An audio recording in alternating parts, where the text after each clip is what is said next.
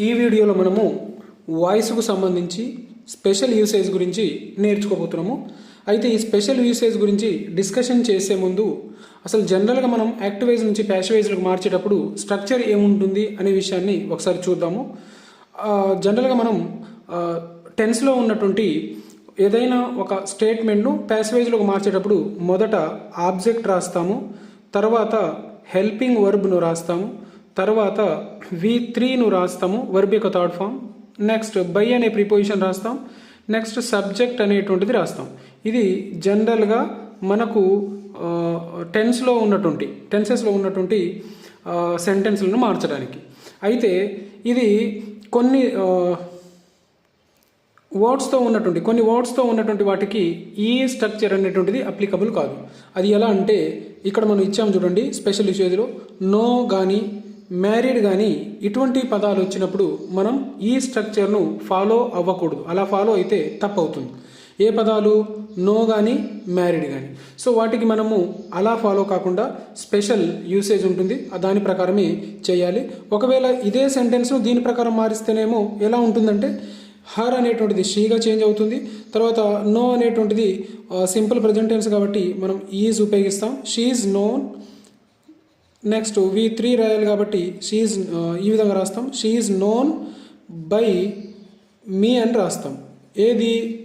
ఇంత ఈ స్ట్రక్చర్ ప్రకారం. కానీ ఇలా రాస్తే అది తప్పు అవుతుంది. ఇటువంటి నో అనేటువంటి వర్డ్ వచ్చినప్పుడు ఎలా రాస్తామంటే షీ, తర్వాత హెల్పింగ్ వర్బ్ ఈజ్, నోకు V3 నోన్. నెక్స్ట్ ఇక్కడ బై రాయకుండా ఏం రాస్తామంటే టు రాస్తాం. She is known to me. So ఈ విధంగా రాయవలసి ఉంటుంది.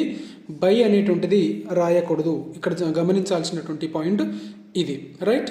నెక్స్ట్ అదేవిధంగా ఇప్పుడు నెక్స్ట్ సెంటెన్స్ కూడా చూద్దాము. ఆ నెక్స్ట్ సెంటెన్స్ ఏంటిదంటే రాము married Gita.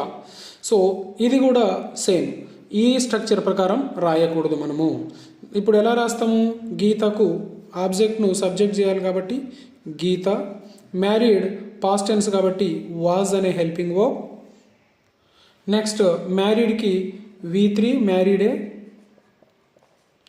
Gita was married, తర్వాత బై రాయకుండా ఏం రాయాలి? టు రాయాలి. Married to Ramu. సో ఈ విధంగా మనము ప్యాసివ్ వైజ్లోకి మార్చవలసి ఉంటుంది. సో ఇక్కడ మీరు గుర్తుపెట్టుకోవాల్సింది ఏంటంటే నో వచ్చినప్పుడు నోన్ టు అని రాయాలి, మ్యారీడ్ వచ్చినప్పుడు మ్యారీడ్ టు అని రాయాలి. ఈ రెండు గుర్తుపెట్టుకుంటే చాలు. సో ఇక్కడ నేను ఆల్రెడీ ఆ పాయింట్ని ఇక్కడ రాశాను చూడండి.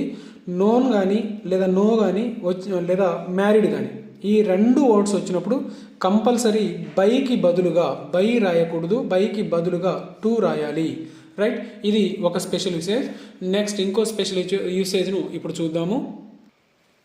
సెకండ్ స్పెషల్ యూసేజ్ ఏంటిదంటే పీపుల్ అనే వర్డ్ కానీ, వన్ అనేటువంటి వర్డ్ కానీ, ఎవ్రీబడి కానీ, everyone, no one, nobody, someone, somebody ఇవి గనక యాక్టివైజ్లో సబ్జెక్ట్గా ఉంటే ఈ పదాలు people, one, everybody, everyone, no one, nobody, someone, somebody ఇవి గనక యాక్టివైజ్లో సబ్జెక్ట్గా ఉంటే ప్యాసివైజ్ రాసేటప్పుడు వాటిని రాయవలసిన అవసరము లేదు, రైట్? గుర్తుపెట్టుకోండి. ఈ పదాలు సబ్జెక్ట్గా యాక్టివైజ్లో ఉంటే ప్యాసివైజ్లో వాటిని రాయవలసిన అవసరం లేదు. అది ఎలా అంటే ఇప్పుడు ఎగ్జాంపుల్ చూద్దాం. Some one painted a picture. Some one ఉంది, ఓకే? ఎక్కడుంది ఇందులో? సమ్ వన్ ఇక్కడ. సో ఇవి ఉన్నప్పుడు ప్యాసివైజ్లో రాయకూడదు. Someone painted a picture, దీన్ని ఎలా రాస్తాము? ఫస్ట్ ఆబ్జెక్ట్ రాస్తాం. A picture. Next painted past tense కాబట్టి was. A picture was painted. So ఈ విధంగా రాస్తే ఇది ప్యాసివైజ్ అవుతుంది. Someone painted a picture, దానికి ప్యాసివైజ్ ఏమవుతుంది? ఏ పిక్చర్ వాజ్ పెయింటెడ్, అంతే. ఇక్కడ మళ్ళీ సమ్ వన్ రాయాల్సిన అవసరము లేదు, రైట్? నెక్స్ట్ ఇంకో సెంటెన్స్ చూద్దాము. Someone has stolen my book. So ఇక్కడ someone has stolen my book అనే సెంటెన్స్ ఉంది. సో ఈ సెంటెన్స్ను మనం ప్యాసివైజ్లోకి మార్చేటప్పుడు ఆబ్జెక్ట్ను ఇక్కడ రాయాలి కదా సబ్జెక్ట్గా. మై బుక్ హ్యాస్ స్టోలెన్ ఉన్నప్పుడు ఏమవుతుంది? Has been stolen, my book has been stolen. ఇది ప్యాసివ్ వాయిస్, రైట్. ఇక్కడ మళ్ళీ ఇప్పుడు దీన్ని రాయాల్సిన అవసరము లేదు. నెక్స్ట్ ఇక్కడ మళ్ళీ ఇంకొక లాజిక్ ఉంది. నోబడి కానీ నో వన్ కానీ ఉన్నప్పుడు ఆ సెంటెన్స్లో నాట్ ఉన్నట్టుగా గమనించాలి. అంటే మన హెల్పింగ్ వర్బ్ తర్వాత నాట్ రాయాలి, హెల్పింగ్ వర్బ్ తర్వాత నాట్ అనేటువంటిది రాయాలి. ఇది గుర్తుపెట్టుకోండి, రైట్. నోబడి నో అని ఉన్నప్పుడు ఈ నెగిటివ్ సెంటెన్స్ కాబట్టి వీటి యొక్క అర్థం ఏంటిదంటే నో అని గుర్తుపెట్టుకోవాలి మనం. అంటే హెల్పింగ్ వర్బ్ తర్వాత నో రాయాలి. Nobody watched a movie. Okay, so ఈ సెంటెన్స్లో ప్యాసేజ్లోకి మార్చేటప్పుడు ఫస్ట్ ఏం చేయాలి? ఆబ్జెక్ట్ రాసుకోవాలి. ఏ మూవీ, ఇక్కడ పాస్ట్ టెన్స్ ఉంది కాబట్టి పాస్ట్ టెన్స్కు సంబంధించిన helping verb A movie was, తర్వాత నోబడికి సంబంధించి నో తీసుకుంటాం కదా, not. A movie was not watched, A movie was not watched. ఇది ఈ సెంటెన్స్కు ప్యాసివైజ్ అవుతుంది. అదేవిధంగా నెక్స్ట్ది నో వన్. నో వన్ ఉన్నప్పుడు కూడా నో అని అనుకోవాలి. No one supports corruption, so ఇక్కడ ఆబ్జెక్ట్ కరప్షన్, కరప్షన్ తర్వాత సపోర్ట్స్ కాబట్టి ఇది ప్రజెంట్ సింపుల్ ప్రజెంట్ టెన్స్ కాబట్టి హెల్పింగ్ వర్బ్ ఈజ్ తీసుకుంటాం ప్రజెంట్ టెన్స్కి సంబంధించి. కరప్షన్ ఈజ్ తర్వాత నాట్, దీనికి సంబంధించి not, corruption is not supported, V3 రాసుకుంటాం సపోర్టెడ్.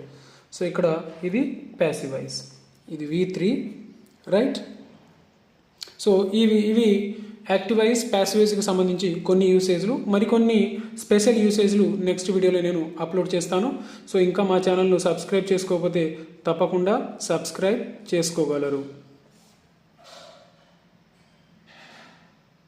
ఈ వీడియోలో మనము స్పెషల్ యూసేజ్ కింద నోన్ అనే వర్డ్ వచ్చినా లేదా మ్యారీడ్ అనేటువంటి వర్బ్ వచ్చినా, ఇవి వచ్చినప్పుడు బై దీని తర్వాత బై ఉపయోగించకుండా టు ఉపయోగించాలి అని నేర్చుకున్నాము. అదేవిధంగా పీపుల్ కానీ, నెక్స్ట్ వన్ కానీ, నెక్స్ట్ ఎనీబడి కానీ, నోబడి కానీ, ఎవ్రీబడి కానీ, నో వన్ కానీ, నోబడి కానీ, సమ్ వన్ కానీ, సంబడి కానీ ఇటువంటి పదాలు వచ్చినప్పుడు మనం వాటిని ప్యాసివైజ్లోకి మార్చేటప్పుడు ఆబ్జెక్ట్ దగ్గర వాటిని రాయవలసిన అవసరం లేదు అని నేర్చుకున్నాం. సో ఇవి ఈరోజు మనం నేర్చుకున్నటువంటి యాక్టివైజ్ ప్యాసివైజ్కు సంబంధించిన స్పెషల్ యూసేజ్. నెక్స్ట్ వీడియోలో మరికొన్ని స్పెషల్ యూసేజ్లతోటి ఇంకో గ్రామర్ టాపిక్ తోటి వీడియో అప్లోడ్ చేస్తాను. ఇంకా మా ఛానల్ను సబ్స్క్రైబ్ చేసుకోకపోతే తప్పకుండా సబ్స్క్రైబ్ చేసుకోగలరు.